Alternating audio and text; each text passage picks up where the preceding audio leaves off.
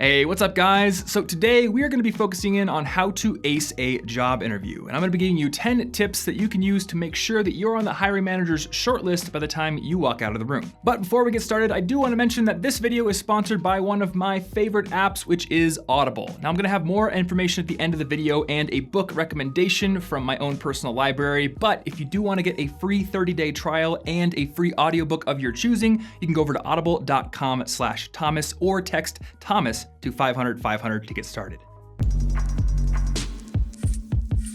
First up on our list is to do practice interviews, and you actually have a lot of opportunity to do these. When I was a college student at Iowa State University, throughout my 4 years, every single year when the career fair would roll into town, there would be actual recruiters that would come to the Career Center and offer up their time to do practice interviews with any student that signed up for one. Now, these interviews weren't real interviews, but they were real conversations with people who were hiring managers or HR people at companies who were going to be at the career fair. So, in addition to being good practice for future real interviews, they were actually good networking experience with people who might be making decisions in the future. But the main benefit of these types of interviews is that they are great practice for the real thing, because an interview is inherently a nerve-wracking experience. So if you have some time to go in and do practice interviews where the stakes aren't so high, you're gonna be able to come into the real thing with a lot more confidence and a lot more polish.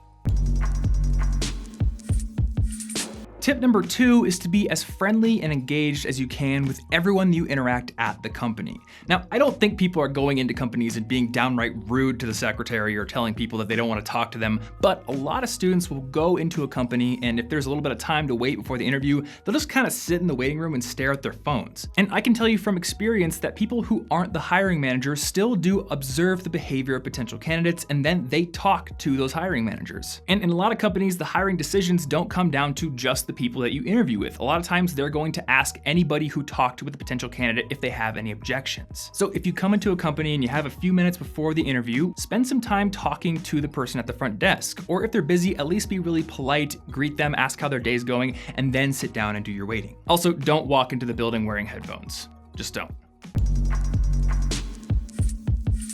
Tip number 3 on our list, come prepared with questions for your interviewer. Now, you might think that an interview is just a situation where you're supposed to answer the interviewer's questions because they're figuring out if you're the best candidate for the job. But don't forget that you're trying to figure out if the job is right for you as well. Additionally, coming to the interview prepared with your own questions tells the interviewer that you are engaged, you're interested in the position, and that you put in a little bit of preparation. While you might think that having no questions makes you seem like you know everything, and maybe that's a good thing, what it actually does is it makes the interviewer wonder if you're apathetic about the position and if maybe you're just doing it for the money. One question you should definitely keep in your back pocket is, what opportunities for advancement or additional duties am I going to have at this company? The great thing about this kind of a question is it tells your interviewer that you are willing to be adaptable and flexible and you're willing to learn new things. And that is a great quality to have in somebody that you are employing if you're a business owner.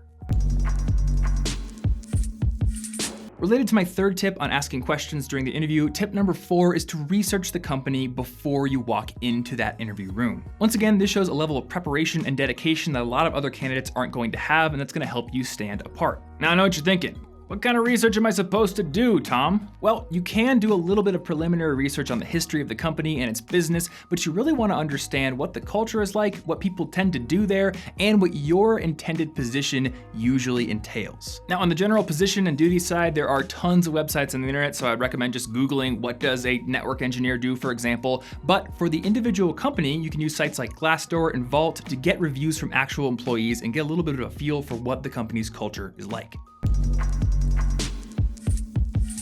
All right, we are on to tip number 5, which is to bring a notebook and a pen to the interview with you. Doing this is yet another signal that you are dedicated and detail-oriented because you're able to actually take notes on the details of the position during the interview, but it also allows you to come prepared with some pre-written notes about the company's history or any questions that you might have. You should also bring a couple of copies of your resume, just in case it becomes useful during the course of the conversation, and if you happen to be applying for a position where examples of your work would be useful, bring those along as well. During my last couple of years of college before I became a full-time entrepreneur, what I would bring to an interview is this leather pad folio, which had some resume copies in it, had some notebook paper and a pen in it, and I also brought an iPad that I would keep inside of it, which had screenshots of my web development work. And a little bit of a side note here, I made sure that I had screenshots of my web dev work because in case the company didn't have Wi-Fi, I wouldn't have been able to load the actual websites.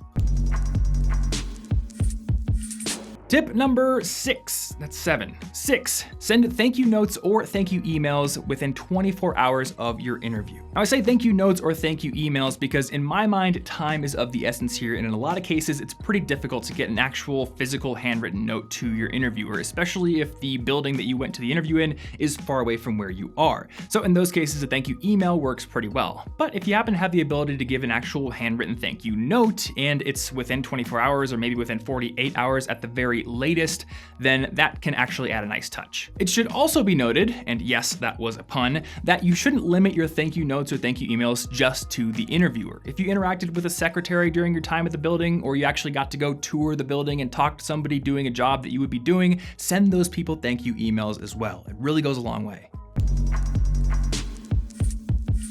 Tip number 7 on our list is to wear a well-tailored suit to your interview, assuming that you need to wear business formal attire. Now, I do have to make a slight admission here. Ever since I bought myself a suit that actually fits well, unlike the one that I had in college, which definitely didn't fit me like a tarp, I've leaned towards recommending an actual suit to go into interviews rather than just regular business formal attire. But if you don't happen to have a suit and you can't afford one, you can definitely wear a button-down shirt with a nice tie and a nice pair of slacks. If you're a girl, there are definitely dresses that fit that business formal requirement, or you can do something like a dress skirt. But in general, you want to make sure that you are dressed for success in this situation. Now, one exception to this recommendation is if you are specifically told not to wear a suit, or if they tell you what to wear to the interview. If you're going to a company that has a really casual dress culture and they say, hey, just show up in a t-shirt and jeans, man, don't show up in a suit because you're going to look like you won't fit into that company's culture. Now, in the case that you don't quite know how a suit should fit, or you're looking for some additional tips on how to dress well for an interview, I definitely have some recommendations for you guys. As a guy, I learned a huge amount of what I know personally about how to dress well from my friends Aaron Marino at Alpha M and Antonio Centeno over at Real Men Real Style. And I do also have to give a shout out to a guy named Sven Raphael Schneider, who has a channel called Gentleman's Gazette, and that is much more focused on formal business attire and how to do it correctly. So that is also a great resource. For women, I am definitely a lot less knowledgeable, but I did find a YouTuber by the name of Elle Florence who has a lot of videos on how to dress for work and interviews, so definitely check out her channel. And if you are a woman or you know of great resources for women, definitely leave them in the comments down below.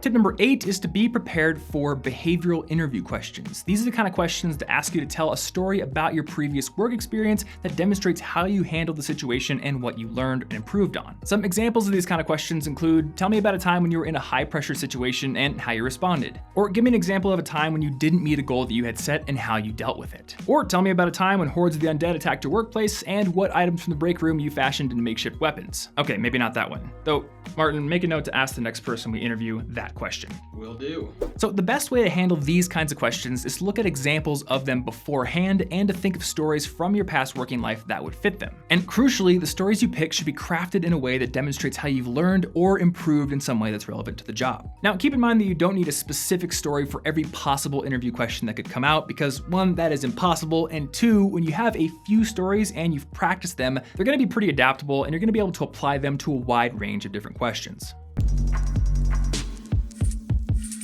All right, we are on to tip number 9, which is actually my personal favorite. View the interview for exactly what it is, a conversation between two parties who have things to exchange. The reason this tip is on the list is because a lot of students go into interviews feeling like they're going into like an audience with King Louis XIV or something, and they're gonna be granted a job because of the mercy and benevolence of the almighty king that's sitting across the table from them.